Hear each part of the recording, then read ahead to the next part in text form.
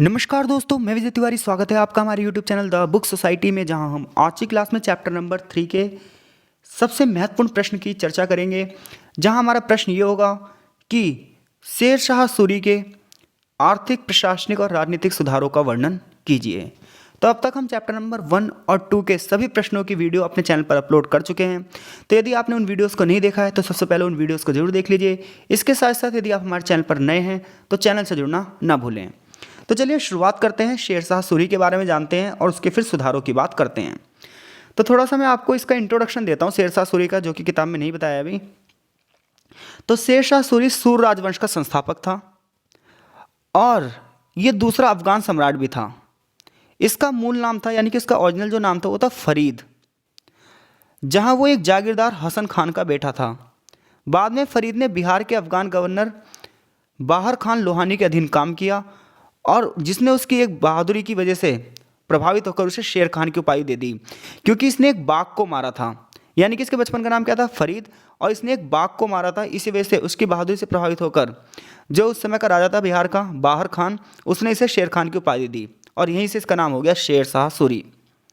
उसने अपने पिता की जागीर का बहुत ही प्रभावी ढंग से मैनेजमेंट किया था और धीरे धीरे करके ये महान सैनिक बन गया और इसे प्रशासन व्यवस्था के बारे में भी पता चल गया। धीरे धीरे उसने अपने प्रभाव को बढ़ाया और बंगाल के सुल्तान महमूद शाह को हरा दिया और फिर क्या बन गया? ये एक बहुत बड़ा सैनिक कमांडर। आगे चलकर इसका मुगल सम्राट हुमायूं के साथ संघर्ष होगा और चौसा की प्रसिद्ध लड़ाई में हुमायूं को हराएगा भी, और यहीं के बाद ये शेर शाह की उपाधि हासिल कर लेगा और यहीं से इसका नाम हो जाएगा क्या? शेर शाह सूरी। तो शेर शाह सूरी की बात की जाए तो इसके बचपन का नाम क्या था भाई? इसके बचपन का नाम था फरीद, पहली बात। दूसरी बात ये, एक बार इसने बाघ को मार दिया था, इसलिए इसको शेर खान की उपाधि मिली। और आगे चलकर इसने चौसा के युद्ध में हुमायूं को हरा दिया और हुमायूं को हराने के बाद इसने अपने आप को क्या उपाधि दी? शेर शाह की, और एक अपने आप को राजा घोषित कर दिया। हालांकि हुमायूं को कन्नौज की लड़ाई में वो दोबारा हराएगा और अपने आप को हिंदुस्तान का बादशाह घोषित कर देगा। कौन? शेर शाह सूरी। तो चलिए शेर शाह सूरी के अब सुधारों की बात करते हैं। तो ऐसा नहीं था कि शेर शाह केवल तलवार के बल पर शासन चलाना आता था उसे। उसकी रुचि ज्ञान में भी थी, उसकी रुचि विद्या में भी थी। जौनपुर में उसने दिल्ली के सुल्तानों के बारे में लिखे गए जितने भी ऐतिहासिक ग्रंथ हैं उसको पढ़ा भी था। इसके अलावा उसने जागीरदारी प्रथा का भी गहराई से अध्ययन किया था, जहां उसने जागीरदारी प्रथा के बारे में अपने पिता से सीखा था। तो जहां उसने, जब वो शासक बनता है हिंदुस्तान का, तो वो अपने इसी अनुभव का फायदा उठाता है और जितनी भी कमजोरियां थीं दिल्ली सल्तनत की, उन कमजोरियों को दूर करने के लिए सुधार करने शुरू करता है। और सबसे पहले वो सुधार करता है भू प्रशासन में, यानी कि भूमि में। तो जब हम भू राजस्व की बात करते हैं तो शेर शाह अपने सुधारों के लिए भारत में बहुत ज़्यादा फेमस है। उसने सबसे ज़्यादा भूमि प्रशासन पर जोर दिया, क्योंकि आमदनी का एक बड़ा स्रोत कहाँ से था? वो भूमि से था। और उस समय भूमि मूल्यांकन के दो तरीके फेमस थे। पहला था बटाई और दूसरा था कनकूत। तो देखिए बटाई क्या होती है? बटाई तो एक सिंपल सी प्रथा थी भारत में जो चलती थी। इसमें क्या होता था? दो तरीके होते थे। एक बार फसल कटती थी तो फसलों को बराबर बराबर गांठों में अलग अलग बांट दिया जाता था और उसमें से एक भाग शासक का होता था और बाकी भाग किसके होते थे? राजा के। जैसे कि मान लीजिए टोटल 120 गट्ठे हैं, तो उसमें से 30 गट्ठे कौन ले जाएगी? सरकार ले जाएगी और 90 गट्ठे किसान के लिए छोड़ दिए जाएंगे। बटाई का एक दूसरा तरीका ये भी था कि जब खेतों में कटाई होगी तो वहीं पर ही अन्न का ढेर लगा दिया जाएगा और फिर उसे बांट दिया जाएगा। राजा अपना हिस्सा ले जाएगा और किसान अपना हिस्सा अपने पास ले जाएगा। यानी कुल मिलाकर हम कहें कि बटाई का मतलब यह है कि अनाज का बंटवारा कुछ हिस्सों में करके, और वो हिस्सा पहले से सेट होगा कि हाँ भाई 1/4 है, 1/6 है, 1/2 है, 1/3 है, या कितना भी हिस्सा है वो पहले से सेटअप होगा और उसी हिसाब से बटाई के हिसाब से बंटवारा होगा। इसमें किसान संतुष्ट रहता था, क्योंकि किसानों को ये लगता था कि फसलों का बंटवारा मेरे सामने हो रहा है। फसल ज़्यादा होगी तो उस हिसाब से हिस्सा होगा, फसल कम होगी तो किसान के पास भी कम आएगा, राजा के पास भी लगान कम जाएगी। तो यानी कि एक ट्रांसपेरेंट सिस्टम था बटाईदार प्रणाली, जिसमें किसान भी संतुष्ट रहता था और राजा भी। दूसरी प्रणाली थी कनकूत प्रणाली। कनकूत प्रणाली में क्या होता था? इसमें अनुमान लगाया जाता था, एक बिना कटे ही खेती की पैदावार लगा दी जाती थी कि हाँ भाई इतने हेक्टेयर में इतना उत्पादन हो सकता है, तो ये मान के चलो हाँ इतना उत्पादन होगा, तू मेरे पास इतना भेज दियो। इसमें ज़्यादातर ना किसान असंतुष्ट रहता था, क्योंकि किसानों को लगता था कहीं सिपाही ज़्यादा ना ले जा रहे हों। शेर शाह की बात की जाए तो शेर शाह ने एक नए तरीके का प्रचलन किया और वो विधि थी जब्त विधि। जब्त विधि में शेरशाह पता क्या करता है, शेरशाह जब्त विधि में सबसे पहले भूमि की पैमाइश करता है। जैसे कि यहाँ 4 पॉइंट में जब्त प्रथा के बारे में बताया गया है। जब्ती प्रथा की बात की जाए तो जब्त विधि में पहले पूरी भूमि की क्या होगी, पैमाइश होगी, यानी कि पूरी भूमि को नापा जाएगा। पैमाइश के आधार पर ही लगान निर्धारित किया जाएगा। भूमि को कई भागों में बांटा जाएगा कि अच्छी उत्पादन वाली भूमि कौन सी है, निम्न उत्पादन वाली भूमि कौन सी है, और उसी आधार पर क्या करा जाएगा, उसी आधार पर कर लगाया जाएगा। यानी कि जहाँ फसल ज़्यादा होगी वहाँ से ज़्यादा कर लिया जाएगा, जहाँ फसलें कम होती हैं वहाँ से कर कम लिया जाएगा। तो जब्ती में दूसरी बात जो ध्यान में रखने की थी वो यही थी कि शेरशाह ने फसलों की दर निश्चित कर दी। तीसरी बात यह थी कि जब्ती के अंतर्गत बंजर और कम उत्पादन वाली जो भूमि थी उसे नहीं रखा गया, केवल उच्च वाली भूमि को रखा गया। जब्ती प्रथा उन खेतों की पैदावार पर लागू थी जिसमें ठीक ठाक या बेहतर या बढ़िया खेती होती थी, और अच्छी खेती को भी 3 भागों में बांट दिया गया। तीनों भूमि में जितना भी उत्पादन होगा, प्रति बीघा जितना भी उत्पादन होगा, उत्तम, मध्यम और निम्न, उन सभी को जोड़ लिया जाएगा। फिर उनमें से 1/3 कौन ले जाएगा, राज्य, यानी कि 1/3 हिस्सा भू लगान के रूप में राज्य ले जाएगा। ये कौन सी विधि थी, जब्त विधि। तो बटाई विधि क्या थी, कनकुद विधि क्या थी, और जब्त विधि क्या थी, इसका अध्ययन हमने कर लिया। अब आगे जो चैप्टर में है वो ये है कि लगान तो सेट हो गया कि लगान कितना देगा किसान। बात ये आती है कि लगान की वसूली कौन करेगा। तो शेरशाह ने किसानों को ये छूट दी थी कि वो नगद के रूप में भी भुगतान कर सकते हैं और सामान देकर भी भुगतान कर सकते हैं। लेकिन एक बार लगान की जो प्रणाली है वो अगर तय हो गई तो लगान की जो दर होगी वो नकदी या जिन्स की सूरत में आपको देने ही पड़ेंगे। अगर आपने समय पर अपना कर नहीं पहुंचाया तो सख्ती वाले कदम यानी कि कठोर कदम उठाए जाएंगे शेरशाह सूरी की तरफ से। शेरशाह की कोशिश होती थी कि अगर किसान ठीक से अपना लगान दे रहे हैं तो उनकी फसलों की भी सुरक्षा दो। ये ना हो कि उसकी जो फसल है वो लूट ले कोई, ये ना हो कि कोई अगर जो जानवर हैं वो उसकी फसल को नष्ट कर दें। इसलिए गांव के मुखिया और अधिकारियों को ये निर्देश दिया जाता था कि वो छोटे छोटे किसानों पर जुल्म ना करें, अन्याय ना करें। सैनिक इस बात का ध्यान रखते थे कि जब युद्ध का समय हो तो जब उनके घोड़े वहाँ से जा रहे हों तो खेतों पर से ना जाएं, और अगर मजबूरी में खेतों पर से ही जाना हो तो किसानों को जितना नुकसान हुआ है उस नुकसान की भी क्षतिपूर्ति की जाए। जैसा कि यहाँ पर लिखा हुआ है कि किसान अगर बेगुनाह है, रैयत का मतलब किसान होता है, किसान अगर बेगुनाह है तो जो भी विजयी होता है, किसान हमेशा बेगुनाह होता है, क्योंकि किसान तो अपना आत्मसमर्पण विजयी राजा के सामने कर देता है, भैया हमने तो लगान देनी है, चाहे आप लो चाहे कोई भी ले।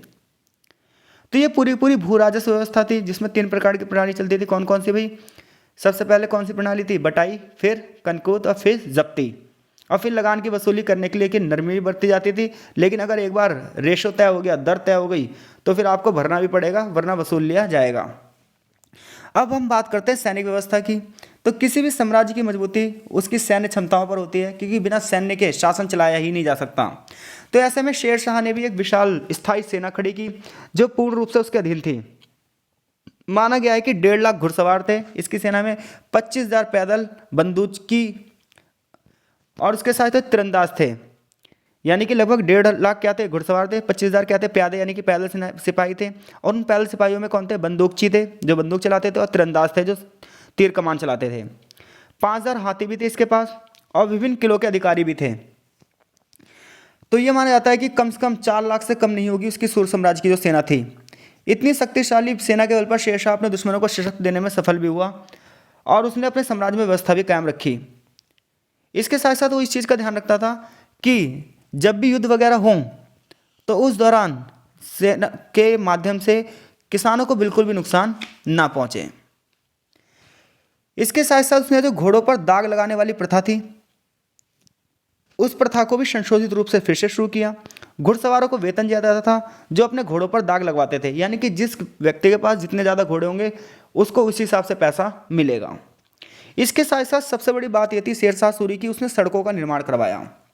आज जो NH1 NH2 है वो शेरशाह सूरी मार्ग के नाम से भी जाना जाता था। हालांकि इतिहासकारों की इसके लिए अलग अलग राय है। इतिहासकारों का कहना है कि राजा अशोक ने इस सड़क को बनवाया था, और केवल शेरशाह सूरी ने इस सड़क का पुनर्निर्माण करवाया है।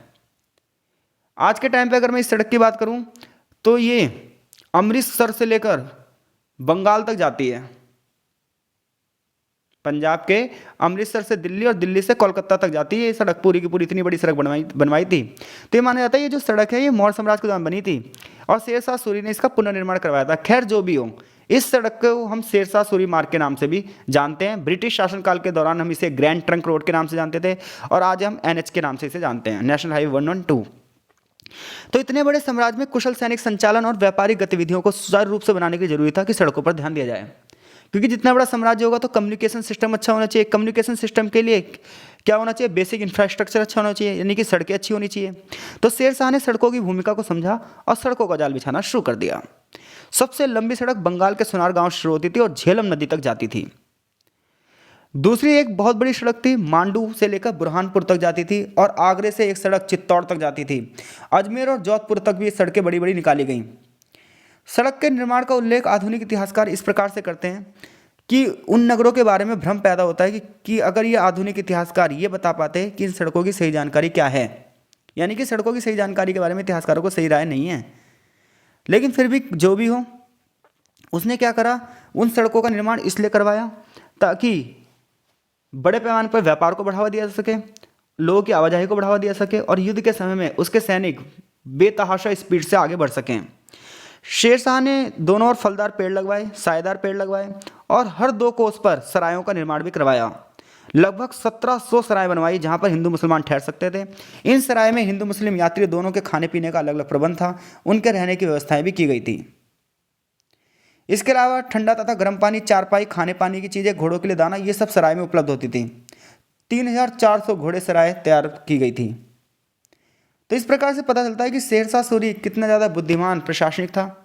उसने ना सिर्फ लड़ाइयाँ जीती बल्कि उसने एक अच्छी भू राजस्व व्यवस्था की भी शुरुआत करी, एक सैनिक व्यवस्था का भी निर्माण किया और बेसिक इंफ्रास्ट्रक्चर पर भी ध्यान दिया और सड़कों की मरम्मत करवाई। अब हम बात करते हैं शेरशाह की प्रशासनिक प्रणाली। तो उसने कहा कि हर गांव का मुखिया तो हो गई, लेकिन वो सरकारी अधिकारी की श्रेणी में नहीं आएगा, फिर भी उसे कुछ जिम्मेदारी दी जाएंगी। यानी गांव का जो मुखिया होगा वो सरकारी अधिकारी नहीं होगा, लेकिन फिर भी उसकी जिम्मेदारी होगी कि गांव में शांति बनाए रखने का काम किसका होएगा? वो मुखिया का होएगा। इसके साथ साथ मुखिया की हैसियत ग्रामीण समाज में एक नेता की होगी। सरकार और किसान के बीच में वो क्या करेगा? तालमेल बनाकर रखेगा। गाँव में एक दूसरा बंदा था जिसका सबसे बड़ा महत्वपूर्ण स्थान होता था, इसका नाम था पटवारी। यानी कि पटवारी काम होता है, ये लिखा पढ़ी करता था, गांव की जितनी भी सारी चीज़ें उसकी जानकारी राजा को ही देता था। कई कई गांव मिलकर परगना कहलाते थे, यानी कि शिक या परगना एक ही बात है। हर परगने में एक शिकदार होगा जो कि उस पूरे पूरे क्षेत्र को देखेगा। जैसे कि कई गांवों को मिलकर परगना बनता था, ऐसे ही परगनों का एक समूह होता था जिसको सरकार कहते थे और इस पर एक मुंसिफ होता जो पूरी तरीके से शासन करता था।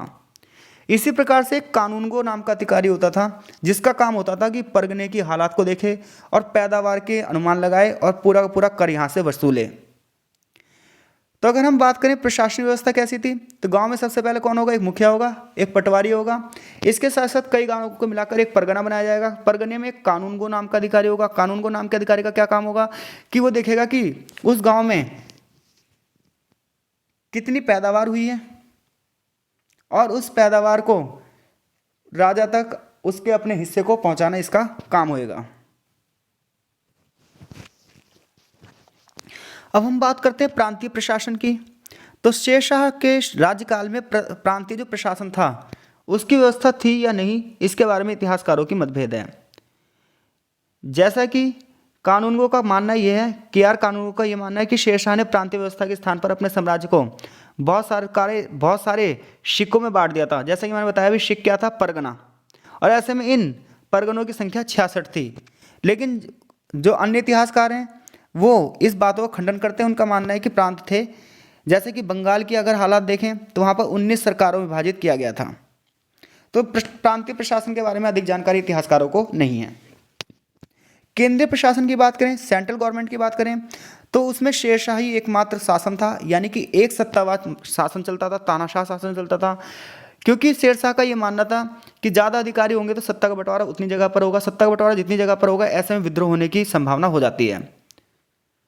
क्योंकि शेरशाह मुगल प्रशासन में जो मंत्री थे उनकी भूमिका से बिल्कुल भी संतुष्ट नहीं था। तो ऐसे में वो सारे अधिकार अपने पास रखता है। लेकिन एक राजा कितना भी चाहे कुशल हो, कितना ही बुद्धिमान हो, वो अकेले किसी साम्राज्य को ज़्यादा दिनों तक जीवित नहीं रख सकता।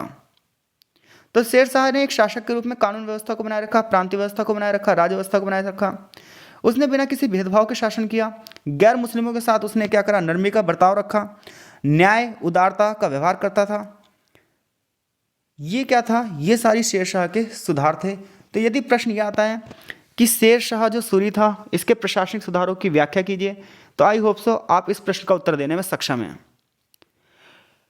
तो ये प्रश्न आपको समझ में आ रहे हैं या नहीं आ रहे हैं, कमेंट बॉक्स में अपनी राय जरूर दीजिए। आगे हम अगले पार्ट में बात करेंगे कि अकबर की राजपूत नीति क्या थी और अकबर की धार्मिक नीति क्या थी। ये प्रश्न भी पेपर में लगभग हर बार पूछा जाता है।